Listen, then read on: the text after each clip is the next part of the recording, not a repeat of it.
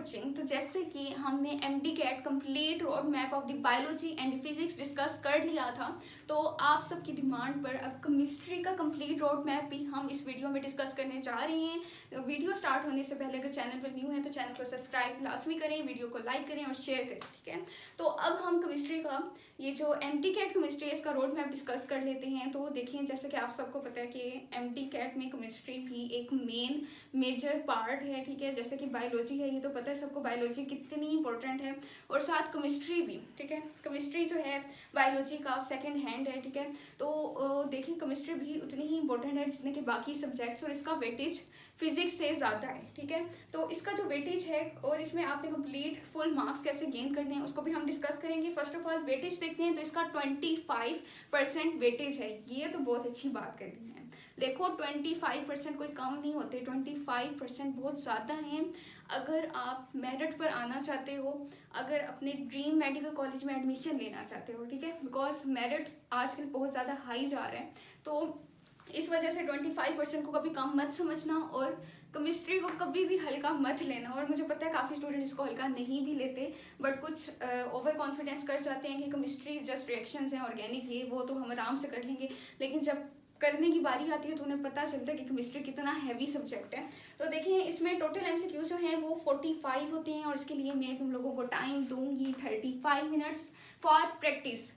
देखो, मैं अब ये जो कंप्लीट रोड मैप ऑफ जैसे कि बायोलॉजी डिस्कस किया, फिजिक्स डिस्कस किया, उसमें ये जो टाइम दे रही हूँ वो मैं खुद से दे रही हूँ तुम लोगों की प्रैक्टिस मेंटेन करने के लिए, बहुत ज़्यादा अच्छी करने के लिए, कि इससे ज़्यादा टाइम खुद को मत दो, 35 मिनट्स से ज़्यादा, बिकॉज 45 एमसीक्यूज हैं, 35 मिनट्स को खुद को दो, ठीक है।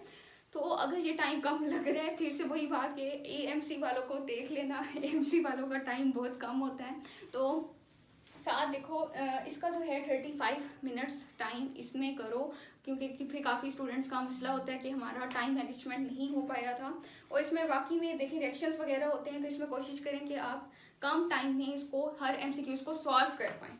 देन अब देखिए, इसमें मेजर मिस्टेक्स केमिस्ट्री में बाकी सब्जेक्ट्स की तरह इसमें भी स्टूडेंट्स मिस्टेक करते हैं, जिसकी वजह से अगर प्रिपरेशन अच्छी भी हो तब भी इसको क्रैक नहीं कर पाते। तो वो मेजर मिस्टेक्स क्या हैं कि स्किप कर देते हैं रिएक्शंस को कभी भी स्किप मत करो। अल्केन्स हैं, अल्कीन्स, अल्काइंस, तो ये तो बहुत ज़्यादा इंपॉर्टेंट हैं। तो इन चीज़ों को कभी, ऑर्गेनिक केमिस्ट्री को कभी भी स्किप मत करना, इनके रिएक्शंस को। और रिएक्शंस में बेसिक चीज़ें होती हैं, अगर कोई स्टूडेंट रिएक्शन कर भी लेता है तो उसमें उसका कैथेलिस्ट और टेम्परेचर को छोड़ देते हैं। देखो, कैथेलिस्ट, टेम्परेचर, प्रेशर, ये बहुत ज़्यादा इंपॉर्टेंट है। कभी कभी आपको पूरा रिएक्शन दिया होता है और पूछ लेते हैं कि इसमें प्रेशर कितना था, इसमें टेम्परेचर कितना था, इसमें कैथेलिस्ट कौन सा यूज़ हुआ है, ठीक है।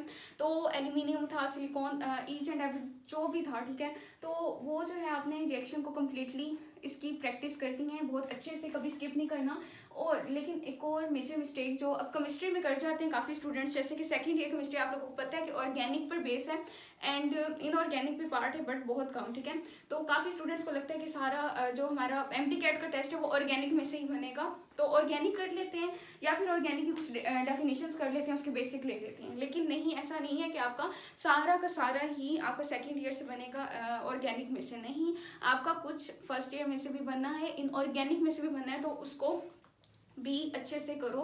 और मुझे याद है कि boric acid and orthoboric acid, एक स्टूडेंट थी जिसने मुझे कहा कि मैम वहाँ पर एक एमसीक्यूज था, वो तो कभी मैंने ज़िंदगी में पढ़ा भी नहीं, तो orthoboric acid and boric acid, तो ये तो इनऑर्गेनिक था, मतलब, और उसको आइडिया नहीं था कि ये भी ऐसी कोई चीज़ है, ठीक है। तो मीन्स के मेजर मिस्टेक यही थी कि सारा फोकस उसका ऑर्गेनिक पर था, इनऑर्गेनिक को टच नहीं किया था। तो ऐसी भी मिस्टेक ना करें।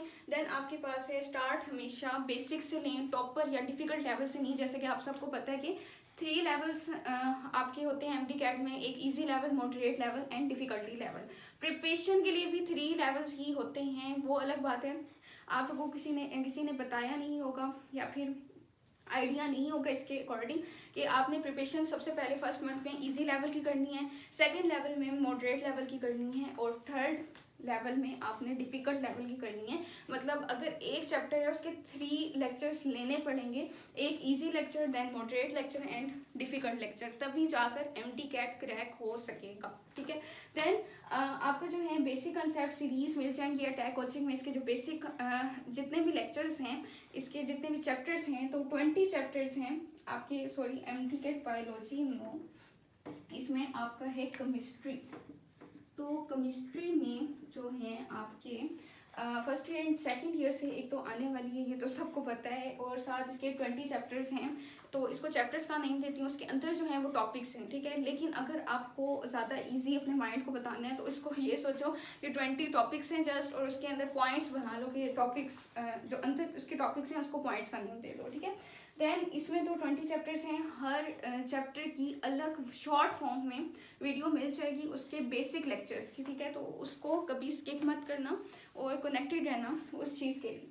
देन आपकी केमिस्ट्री आपसे क्या डिमांड करती है कि आप उसको मतलब क्रैक कर सको, तो वो एक चीज़ है, एक आपकी डेली प्रैक्टिस आपने डेली करनी है। एंड लेक्चर जो है बेसिक जो मैं अपलोड करूँगी अटैक कोचिंग इसी चैनल पर अपलोड होने वाले हैं, तो वो लाजमी लेनी है, ठीक है। और written practice is much important even for inorganic, not in organic, ठीक है। जस्ट ऑर्गेनिक के लिए आपने रिटन प्रैक्टिस नहीं करनी है, इनऑर्गेनिक के लिए भी करनी है। इनऑर्गेनिक में कुछ ऐसे आपके एसिड्स बेसिस के नेम आ जाते हैं, कुछ फार्मूला वगैरह भी आ जाते हैं, तो उसके लिए भी रिटन प्रैक्टिस लाजमी है। और आपकी केमिस्ट्री आपसे क्या चाहती है, वो आपसे यही चाहती है कि आप उसको इग्नोर मत करो, सिर्फ बायोलॉजी और फिजिक्स पर फोकस मत करो। केमिस्ट्री भी उतनी ही इंपॉर्टेंट है जितने के बाकी सारे सब्जेक्ट्स। और केमिस्ट्री का जो सिलेबस है वो भी आप लोगों को स्क्रीन पर मेंशन हो जाएगा, उनको लाजमी देखो। और मेजर यही है कि अच्छा होगा कि अगर उसका स्क्रीनशॉट ले लो।